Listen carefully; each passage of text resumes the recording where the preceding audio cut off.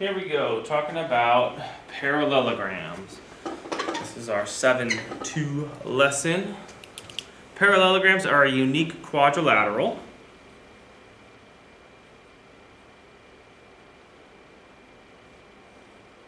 And the word parallel is in it, and that's kind of the defining feature of a parallelogram.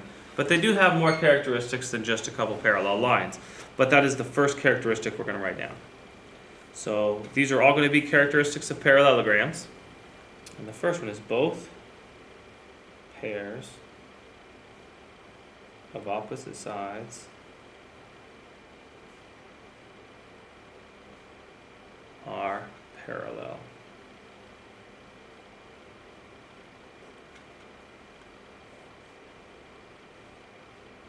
So if I was to draw a picture, it would look something like this.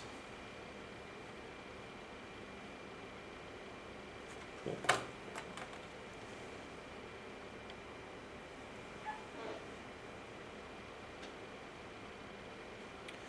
Next is both pairs of opposite sides are also congruent.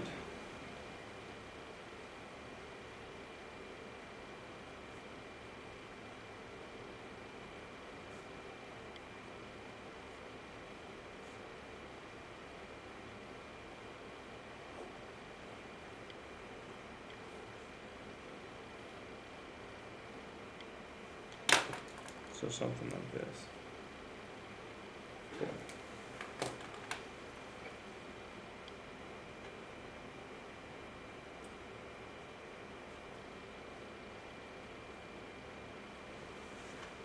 Another characteristic is your opposite angles are congruent.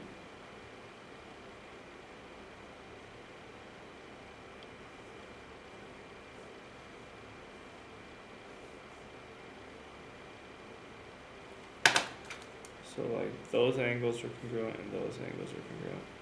And you're going to be using these characteristics to set up and solve equations, to figure out missing pieces.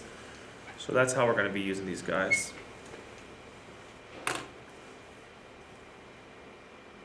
So we got opposite angles are congruent. Next one is angles that are next to each other are going to be supplementary. And because we have parallelograms, these are called consecutive interior angles.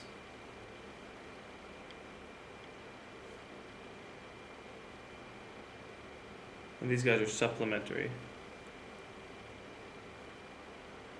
Remember, supplementary means adds to 180. So if we were to have a picture of the situation, and I could label these guys, these are angle 1s, these are angle 2s. These guys add to 180. Oops. These guys add to 180. These guys add to 180. And these guys add to 180. Again, sorry that's messy. Hopefully you kind of see what's happening. Angles that are right next to each other are always going to add to 180 degrees because we have parallel lines. So we're going back to chapter 3 with that consecutive interior angle relationship. Now, we also have diagonals, and these guys bisect each other.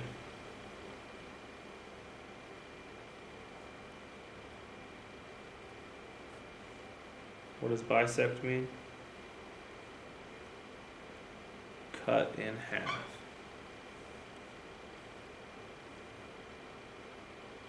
So it would look something. There's a diagonal. There's a diagonal.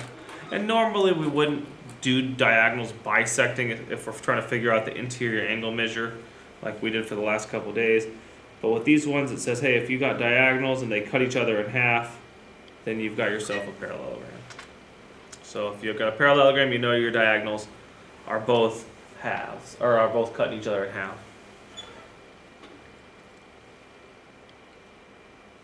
And the last thing, it's kind of a little bonus deal. Either diagonal splits